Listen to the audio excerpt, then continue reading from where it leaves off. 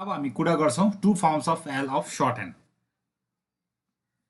Short ह्यान्डमा दुईटा प्रकारको एल हुन्छ, एउटा डाउनवर्ड एल भनिन्छ, एउटा अप्वर्ड एल। अप्वर्ड एल अहिलेसम्म हामीले युज गरेका छौं अप्वर्ड एल। सो अब यहाँदेखि इन्ट्रोड्युस हुन्छ डाउनवर्ड एल र दुईटैकै साइज सिमिलर लाइट कन्सनेन्ट हो र डिरेक्सन पनि एउटै हुन्छ। यहाँनिर जस्तो तपाईले हेर्नु हुँदैछ, यहाँनिर जस्तो यहाँ देख्नु हुँदैछ, यहाँनिर के छ भने मैले अप्वर्ड एल लेखेको छु, सो यहाँ डाउनवर्ड एल लेखेको। दुईटै सेम कर्भ शेप्समा हुन्छ।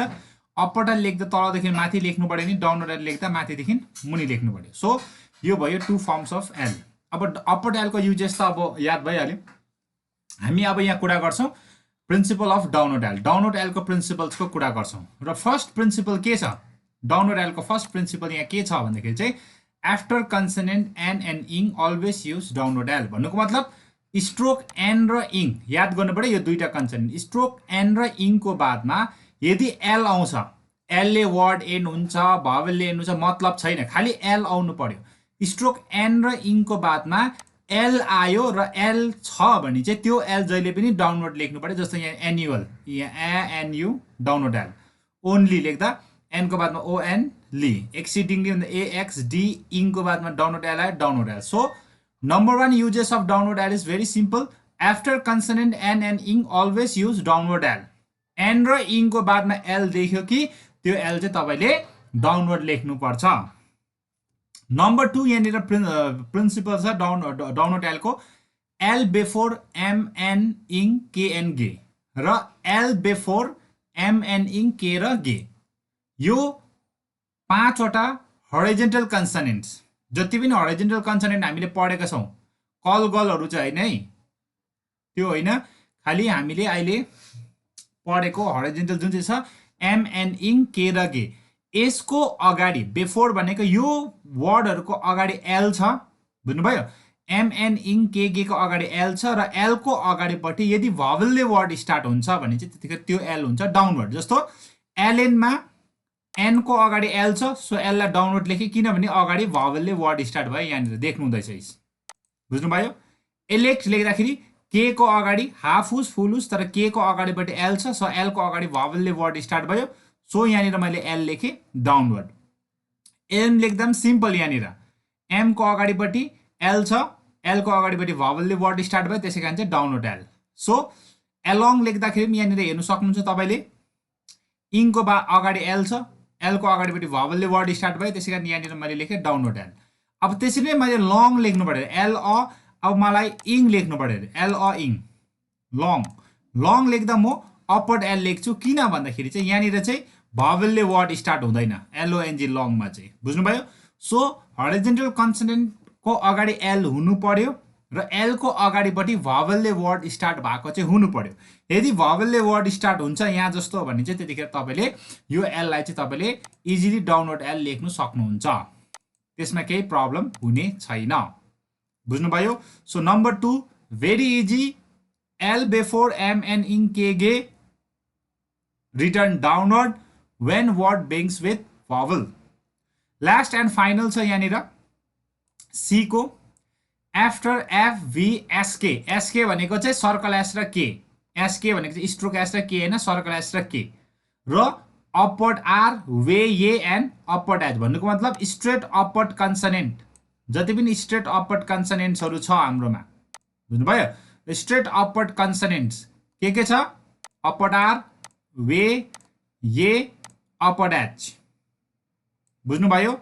अपवर्ड एच यसको बादमा र एफ भी सर्कल एस के को बादमा याद गर्नु पर्यो, एफ भी एस के र स्ट्रेट अपवर्ड स्ट्रोक जति पनि छ, एल पनि अपवर्ड हो तर स्ट्रेट हुँदैन, एल काउन्ट हुँदैन। एफ भी एस के भन्नुको मतलब सर्कल एस र के, अपवर्ड आर, वे ए र अपवर्ड एच को बादमा एल आउँछ र एल ले नै वर्ड एन्ड हुन्छ भने चाहिँ त्यो एल चाहिँ हामीले डाउनवर्ड लेख्नु पर्छ। जस्तै इक्जाम्पल यहाँनिर छ फल, FALL फल भन्दाखेरि एफ अ एल, एफ को बादमा एल आयो र एल ले वर्ड एन्ड भयो, डाउनवर्ड एल। व्हील, भी को बादमा एल आयो र एल ले एन्ड भयो, डाउनवर्ड। स्किल भन्दा सर्कल एस र के को बादमा एल आयो, एल ले एन्ड हुँदैछ, स्किल। रुल भन्दा स्ट्रेट अपवर्ड स्ट्रोक, रे को बादमा एल आयो र एल ले एन्ड भयो downward L simple third principle of downward L is after F V S K and straight upward strokes always use downward L when word ends with L simple तर मैले अब fall भन्दाखेरि downward L folly लेख्नु पर्यो रे suppose folly भन्दा L को बादमा vowel ले एन्ड भयो त्यतिखेर चाहिँ फेरि L अपवर्डै बस्छ downward L लाग्दैन बुझ्नु भयो त्यसको बादमा स्किल लेख्दा downward L लाग्यो किनभने हाम्रो L ले एन्ड भयो सर्कल एस र के को बादमा तर सिकली लेख्दाखेरि अपवर्ड L हुन्छ किनभने vowel ले एन्ड भयो बुझ्नु भयो awfully फेलो फेल भन्दा डाउनवर्ड एल लाग्यो भने फेलो लेख्दा अपवर्ड किनभने vowel एन्ड भयो these are the examples and uses of downward form of L त्यसको बादमा मुनिपट्टि छ भोल्युम कलम र फिल्म यसलाई as it is special outlines याद राख्नु पर्यो त्यसको बादमा नेक्स्ट सर्ट फर्म छ एन र F on the line inform र इन्फर्मड सर्ट फर्म हुन्छ एन र V on the line never or November next हुन्छ सर्कल एस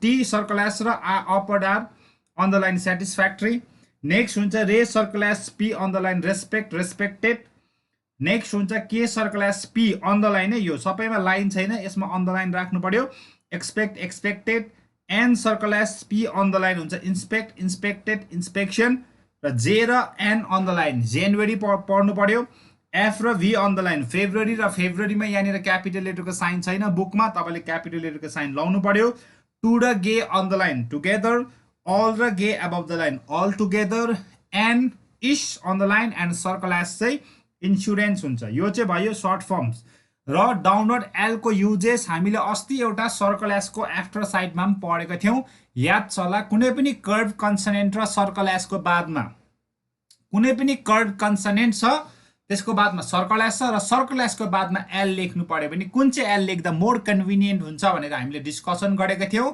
त्यसमा यदि तपाईँको कर्भ र सर्कल एसको बादमा डाउनवर्ड एल कन्भिनियन्ट हुन्छ भने हामीले डाउनवर्ड एल पनि लेख्छौँ सर यो चारवटा युजेस छ डाउनवर्ड एलको यसलाई याद गर्नु पर्यो सो यसलाई ओन्लीदेखि लिएर तल इन्स्योरेन्ससम्म तपाईँले होमवर्क पनि गर्नु पर्यो र होमवर्क गरेर मलाई भोलि हजुरले बुझाउनु पर्यो।